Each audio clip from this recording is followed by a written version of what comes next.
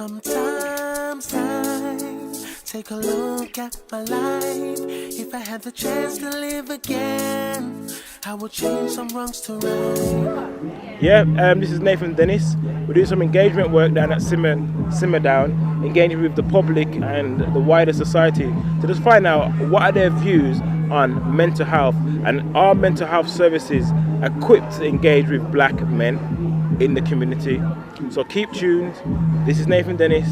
God bless. With mental health. Yeah, I do. I know quite a few people.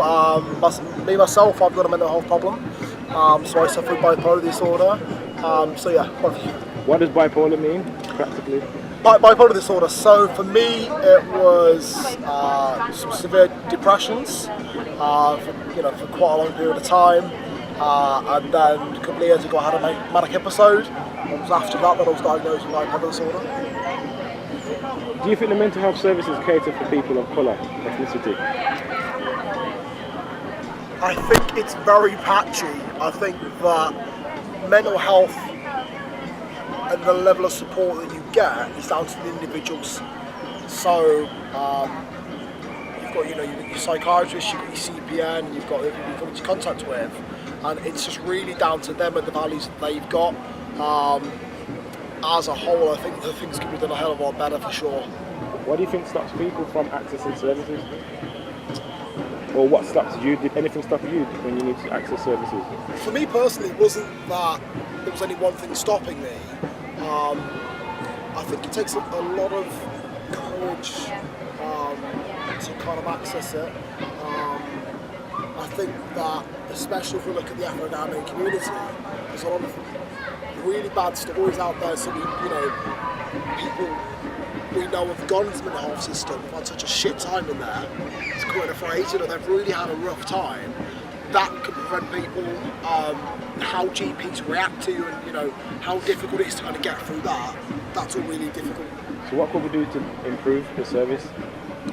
I think that we need to make everybody aware, especially with the Afro-Caribbean community, that it is such a big issue, and that stems from receptionists to GPs to everyone that's involved, police, everyone that you might come into contact with, that they've got a bit more sensitivity around it, and actually it's taken really, really seriously, and that when you present with a mental health problem, that regardless of however you're presenting, wherever it is, it's taken seriously, and I think that's the first step. It's taken seriously, and that people see you as a person, and not just a problem. Anything else you'd like to say? In terms of the project, the Free Voices project, from what I've seen so far, it's really, really positive. There's a lot going on. There are a lot of really dedicated, hard-working people from both the police, the mental health trust in Birmingham and Solihull, Time to Change, and other individuals who are really working hard to make sure this is a success. And days like today are part of that. So I think that we're moving in the right direction. People can be healthy and as strong as an ox. Next day something happened, dementia, mental health, anything. And as he's got older, he's kind of lost his head a bit, like. And we present, when people see us, because of our general actions, they're thinking, oh, he's mad. But it's not necessarily that we're mad, it's just we can't express ourselves. So if me in a hype, me go use my answer more, and then them I go interpret it as a form of aggression. But it's not aggression, it's just where we express ourselves. So what do you think? No way. Why? I'm glad you asked me that. And the main reason is because look at the prison system. You have people in there, and they're like, you're a criminal, convicted for, but they don't look at the bigger issue, why they're in there, if that makes sense to you? Yes. So I'm like, well, that's why I said no.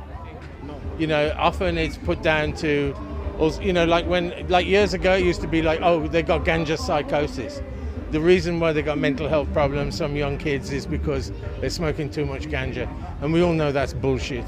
And so a lot of problems got swept under the carpet because people weren't addressing them properly. And I think, you need more black workers reaching out into that community and making it feel good about kind of like admitting to some of these issues so they can be dealt with, so they can be solved. That's my message. For them, it's real. They live the experience. So you've got to almost try and understand where they're coming from. They help me, but there's a lot of, but too many people are falling through the cracks. We should cry for like equal rights and justice and stuff. I personally believe that the services are not really there, or it hasn't been crafted or orchestrated for black males, full stop. I think that you got, no disrespect, you've got white communities and Asian communities that cater for it, but in the black community, it's diagnosed as you're mad or you're smoking drugs or something. Do you know what I mean? There's not that network, so it needs that network, to be fair.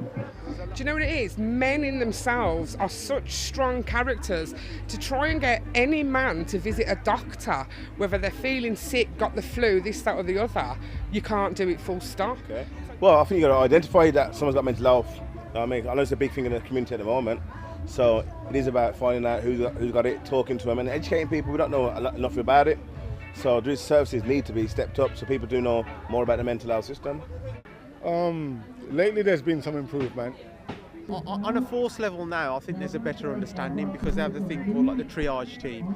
It's difficult. I think we need to advertise mental health organisations more. We need to promote them more and not to make it such a stigma, you know, because obviously if someone's stuck with, the I can't even think now, you know, if someone's saying mental health, isn't it? It doesn't sound right. It's like, I don't know, do you have to rename the whole issue, or, you know, which way do you go round about it, or, I don't know, it's a real tough one, isn't it? No, if I'm being honest, you know what I mean, they need to reach out more to the community because, as you know, with mental health, there's a stigma to it. And because some people don't know the in-depth of what mental is about, you know what I mean, people who are suffering seem to get cast aside.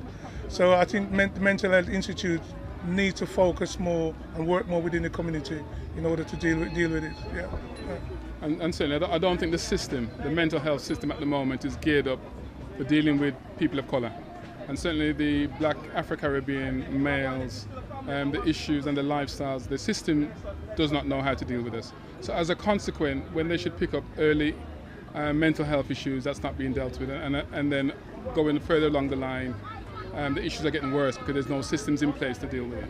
What do you think as black men do we have as barriers to accessing, like, for instance, if a man's feeling depressed, feeling sad, do you think that we're the type of culture where it's easy to go and talk to a next man or go to a service? No, I don't think so, because as you know, within our culture, we always seem to have pride within ourselves, and therefore when we have issues such as mental health, we seem to keep it to ourselves rather than talk to someone about it, especially from a professional point of view. You know, yeah, certainly. I think, you know, there's a lot of stigmatism behind mental health, and I think even within our own families, we don't know how to deal with it because we haven't been taught, we haven't got the skills to deal with mental health. So I think there needs to be more advertisement and more money going into the mental health institution to deal with black people. And last question is, like, what do you think? I'll ask you that question. What do you think you can do better? What do you think you can do better? I think it's reaching more out to the community. You know what I mean? I think we need to get the people who are in authority to deal with mental health issues to be more proactive in terms of reaching out, more advertising, more accessible. You know what I mean? And working with people on a more general level rather than just wait for the problem in order for them to come on board. Certainly what they're doing now is not working. And it hasn't been working for iration. So they need to do something more innovative. What would you say? Well, they need to go into the communities. And I don't mean like the typical going to youth clubs and going to churches. There's something that needs to happen, and I haven't got the answers to that. All I know is that they need to deal with the issues within the black community in a different way, a more innovative, sustainable way. Thank you for your time. It's important because as managers and professionals who work with young men and with service providers, we need to rediscover what the young men have been saying to us. There's been something lost in our ability to connect with the young guys who experience mental health problems, but also people in general. We need to be able to have those conversations with people, treat people as individuals and relate to them on a one-to-one basis. That's what the guys have been telling us. That has made a big impact in their positive experience and the recovery that they're going through. What do you see beyond 300 voices? I see 300 voices as part of the bigger social movement that Time to Change is becoming. It's exciting, there's a lot of opportunities there. Already, for example, in Birmingham, we've been seeing the guys we're connecting with saying they want a peer support forum, and they're taking responsibility to start to set that up. We see that becoming a place where guys that we connect with in the community can come to and be a part of and determine what are the things that we can offer in the background to enable them to develop their social capital, empower them, help them to do some of the things that's important to them in terms of getting their lives back together. From time to time, take a look at my life. If I had the chance to live again, I would change some wrongs to right. When me take a good look in my life, I can see all the things.